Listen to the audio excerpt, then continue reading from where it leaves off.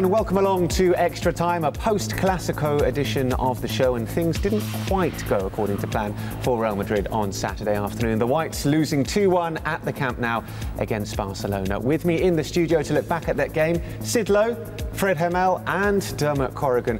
Sid, it was a bit of a game of two halves. The first half, Real Madrid not really at the races. The second half, much better.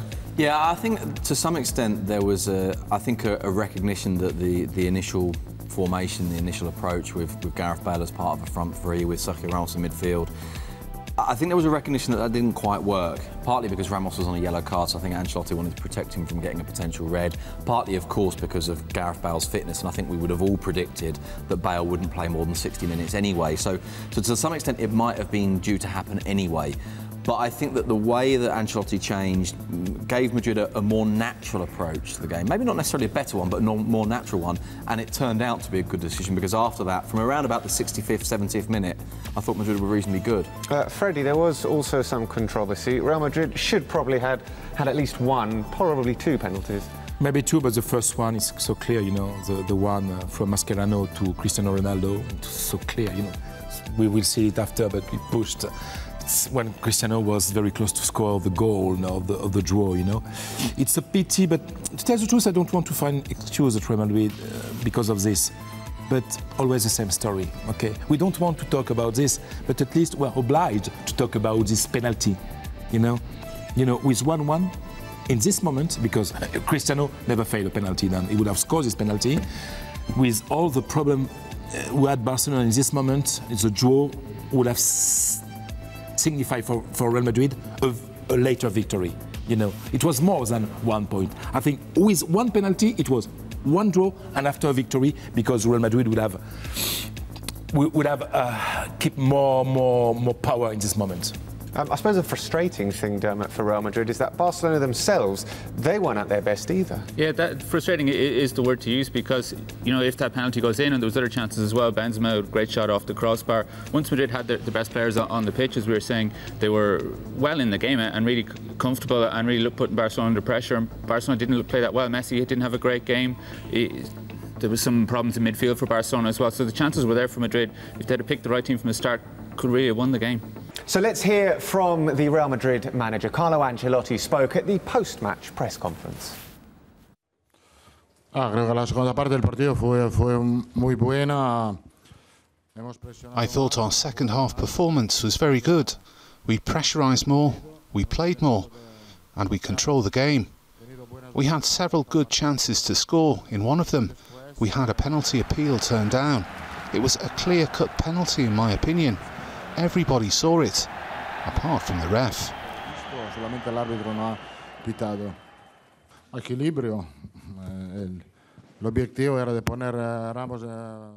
Sergio was moved into midfield to give the team more equilibrium, to give us more balance in the centre of the park.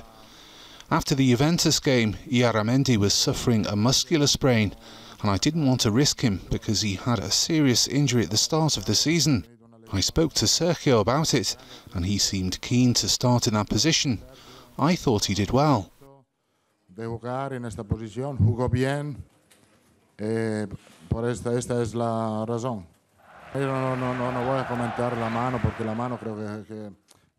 don't want to speak about the handball because I think it's a very difficult decision for the ref to make. Of course, it happened at a key point in the match, and if he had given the penalty, he would have had to book the player, and the result might have been very different. Carlo Ancelotti speaking then at the post-match press conference. Let's discuss then one of the decisions he made, one of the tactical decisions he made, and one which caught us all a little bit by surprise.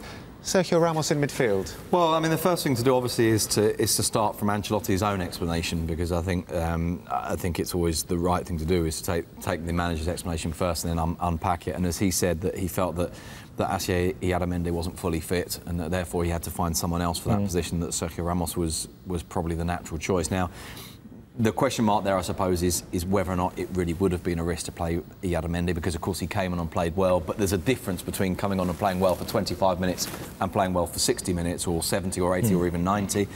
The next step, I suppose, in terms of analysing the decision from Ancelotti's point of view is to say, OK, let's assume Iaramendi can't play. Is Sergio Ramos necessarily the next best choice?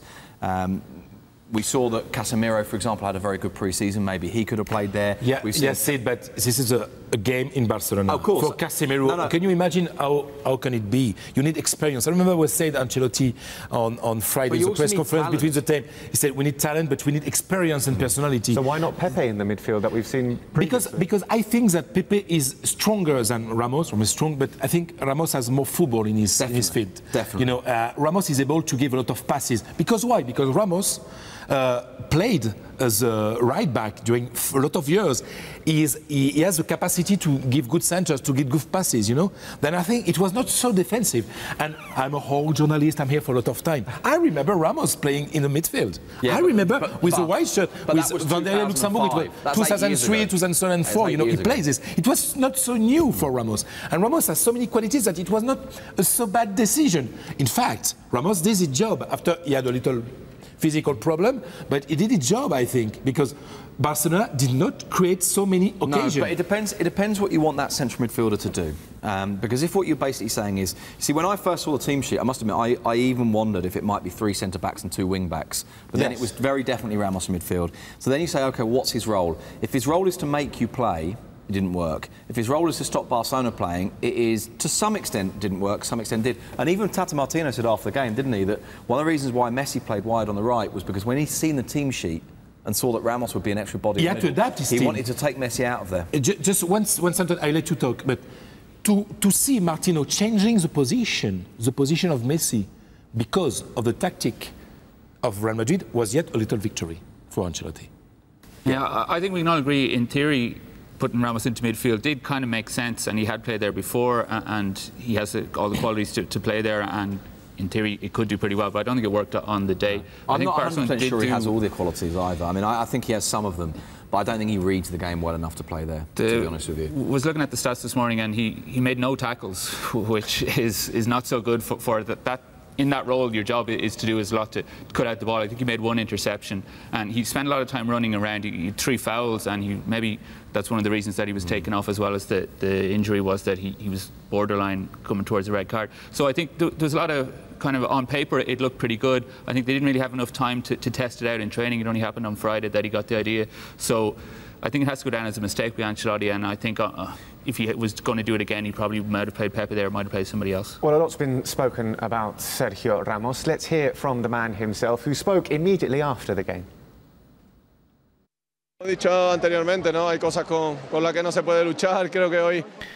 There are certain things you can't fight against. Today the referee played a very big role. We had a couple of penalties not given, one in the first half and one in the second, but our focus on the positives. The great match played by Real Madrid. We showed great character against a great opponent like Barcelona, who are always tough to beat at home. It's been a while since Barca struggled like that at home. We have to give them credit, of course, as they did score 2 goals. But like I said before, there are certain things you can't fight against, and that hurt us tonight.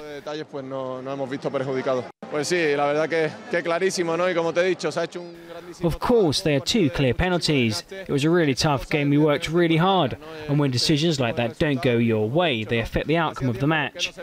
It's been a while since we saw Barcelona time wasting at the end of a match. So I think that while we're not happy with the defeat, we can go home happy with the work we put in and proud of our performance. Sergio Ramos speaking immediately after the Clásico on Saturday evening. Let's take up then the thread of thought that he was saying there. Real Madrid should be positive. There were some positives to come out of the game. What were they? What they were the fact that, that, as we were saying before, right at the very start, that having, I hesitate to use the word corrected, but I can't think of another one. So having corrected the initial formation and having had a more natural forward on the pitch, Karim Benzema, who I thought was brilliant when he came on, having put a more natural central midfielder in, Mendy, alongside Modric, who I thought played pretty well anyway, they did start to create chances. Now, I don't think that the final half an hour was brilliant by any means, but I think it was good. I think it was good for 20-25 minutes. And Madrid made the chances to have got something from this. A lot of chances, apart from the big shot of Karim Benzema.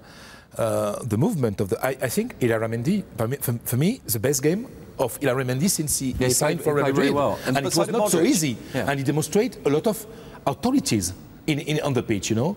I saw Iarra very clever on the pitch. He made good choice, you know. This is good news in my opinion, because we were still looking for this player, and we have seen a positive thing for Real Madrid. Okay, that's this positive. Barcelona Yeah. will lose points. Yes. This Barcelona will lose point, definitely. But I think we knew that already, to be honest. I think even coming into this game, we probably felt that. It was interesting to watch how Barcelona slightly shifted the way they approached to try and protect themselves against Madrid. They were very, very conscious of the counter-attack. And to go back to Ancelotti's decision-making, the three guys up front really fast had its logic, because you think against Barcelona, the way you're going to score goals is counter-attack, because they will always step up to you and enable you to play into space. And actually, I thought what Barcelona did was take a 6 or 7 metre step back so that Madrid couldn't run that counter-attack. And I thought that was really quite interesting. Tactically, it was an interesting game. In terms of enjoyment, it wasn't great. Yeah, you see, building on that, when Martino had to make his changes, he took off Iniesta, who was doing pretty well, but was maybe losing the ball a little bit in midfield, and put on Song, who is nobody's idea of a creative midfield player, but he put on Song to have somebody who could defend, who could dig out. But it kind of showed how Barcelona, Martino on the bench, knew that he needed to change something, that the game was going against him, and that Madrid were really coming into it. So that's a positive that we can look at. That maybe didn't go so well at the start. The first half wasn't so good, but by the end of the game, Barcelona were hanging on, and we saw them going to the corner to protect the ball at the very end of the game after it came to 2-1. So it's kind of, if you leave the Camp Nou having lost, then you're going to be down. It's going to be a little bit depressing around it, but they can look at the positives and they can say, going away from here, that we could have got more out of the game. If things had gone for us, we could really have got at least a draw out of the game. So, Real Madrid couldn't quite take all 3 points from the Clásico, but still there is a game against Sevilla on Wednesday for us to look forward to and hopefully bounce back. Hope you've enjoyed this edition of Extra Time. From the panel and myself, it's adios.